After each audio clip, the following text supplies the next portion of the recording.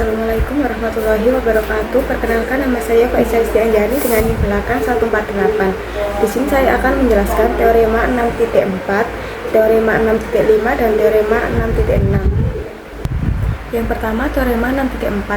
Teorema 6.4 berbunyi jika dua sisi segitiga tak kongruen, maka dua sudut di depannya tak kongruen dan sudut yang lebih besar berada di depan sisi yang lebih panjang.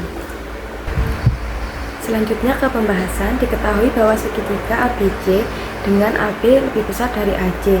Buktikan bahwa besar sudut ACB lebih dari besar sudut ABC.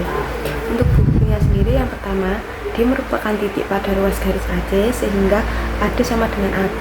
Ini dari teorema penempatan titik. Ini digunakan untuk membandingkan dua segitiga dengan membuat sisi yang sama panjang.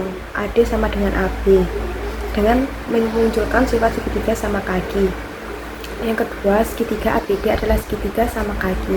Ini dari definisi segitiga sama kaki yang berbunyi jika dan hanya jika paling sedikit mempunyai dua sisi yang kongruen. Selanjutnya yang ketiga, besar sudut ABD sama dengan besar sudut ADB. Ini dari teorema 4.3 tentang segitiga sama kaki yang berbunyi jika dua sisi pada suatu segitiga kongruen, maka sudut-sudut di depan sisi tersebut kongruen. Selanjutnya yang keempat, C terletak di antara A dan D. Ini dari teorema 1.1 yang berbunyi jika A, C, dan D tiga titik pada sebuah garis dengan koordinat berturut-turut X, Y, dan Z, maka C di antara A dan D. Kemudian yang kelima, C terletak di interior sudut ABD. Ini dari teorema 5.5 yang berbunyi jika C di antara A dan D dan B adalah sebarang titik pada ruas garis AC, maka C berada dalam interior sudut ABD. Selanjutnya yang keenam, ini besar sudut ABD sama dengan besar sudut ABC ditambah besar sudut CBD. Ini dari postulat penjumlahan sudut.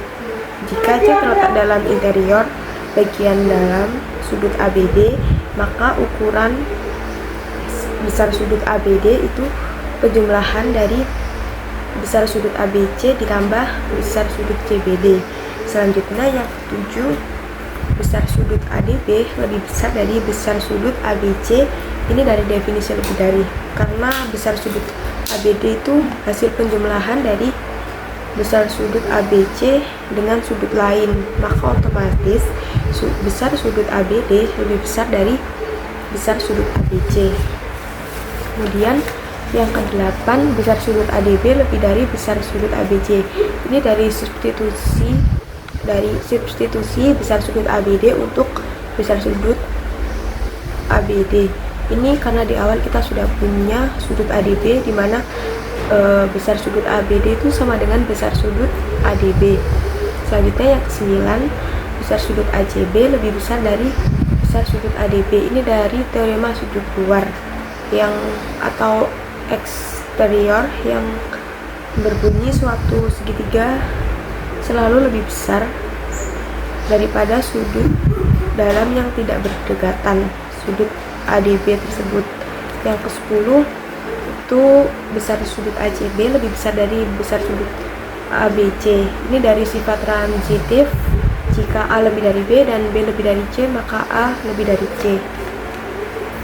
Selanjutnya teorema 6.5. Teorema 6.5 berbunyi jika dua sudut segitiga tak kongruen, maka dua sisi depannya tak kongruen dan sisi yang lebih panjang berada di depan sudut yang lebih besar.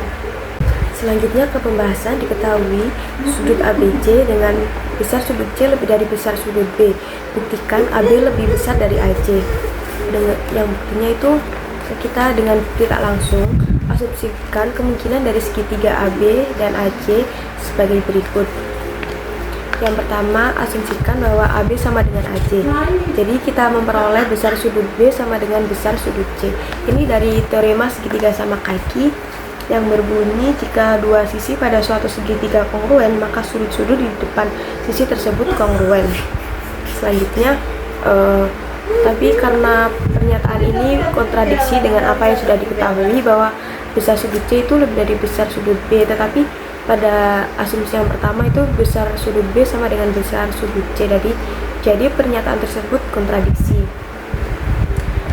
Selanjutnya asumsi yang kedua yaitu AB kurang dari AC, sehingga besar sudut C kurang dari besar sudut B ini dari teorema 6.4 yang sudah saya jelaskan tadi, yang berbunyi jika dua sisi segitiga tak kongruen maka dua sudut depannya tak kongruen dan sudut yang lebih besar berada di depan sisi yang lebih panjang.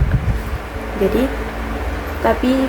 pernyataan ini tuh kontradiksi dengan yang sudah kita ketahui di awal bahwa besar sudut C lebih dari besar sudut B. Jadi selanjutnya kita mempunyai asumsi yang terakhir bahwa AB lebih dari AC, sehingga besar sudut C lebih dari besar sudut B.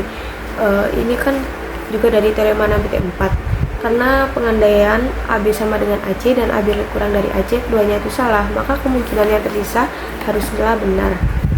Yang terakhir teorema 6.6, di mana teorema 6.6 berbunyi ruas garis terpendek yang menghubungkan titik ke garis adalah ruas garis tegak lurus.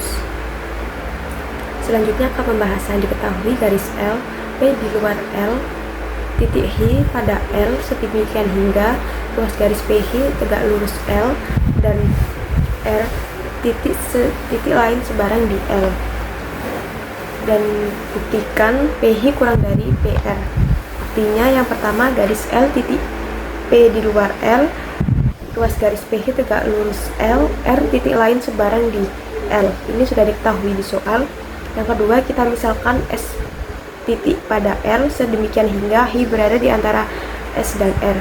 Ini dari postulat penggaris, setiap titik pada sebuah garis dapat dipasangkan dengan bilangan real. Yang ketiga, sudut PHS itu merupakan sudut eksterior segitiga PHR. Ini dari definisi sudut eksterior, jika H terletak antara S dan R, maka sudut PHS adalah sudut eksterior. Selanjutnya yang keempat, besar sudut PHS lebih dari besar sudut R. Ini dari teorema 6.1 sudut eksterior. Sudut eksterior dari segitiga lebih besar dari salah satu sudut interior jauh yang lain. Selanjutnya yang kelima, sudut PHR kongruen dengan sudut PHS. Ini dari definisi tegak lurus, di mana sudut yang terbentuk di kedua sisinya adalah sudut siku-siku 90 derajat. Selanjutnya yang keenam, besar sudut PHR lebih besar dari besar sudut PRH.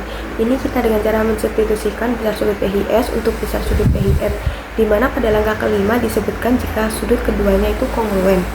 Selanjutnya yang ketujuh, PR lebih dari PH. Ini dari teorema 6.5 yang berbunyi jika dua sudut segitiga tak kongruen maka dua sisi di depannya tak kongruen dan sisi yang lebih panjang berada di depan sudut yang lebih besar. Jadi ruas garis PH adalah ruas garis yang lebih pendek daripada P dan L. Sekian video yang dapat saya sampaikan, kurang lebihnya saya mohon maaf yang sebesar-besarnya. Assalamualaikum warahmatullahi wabarakatuh.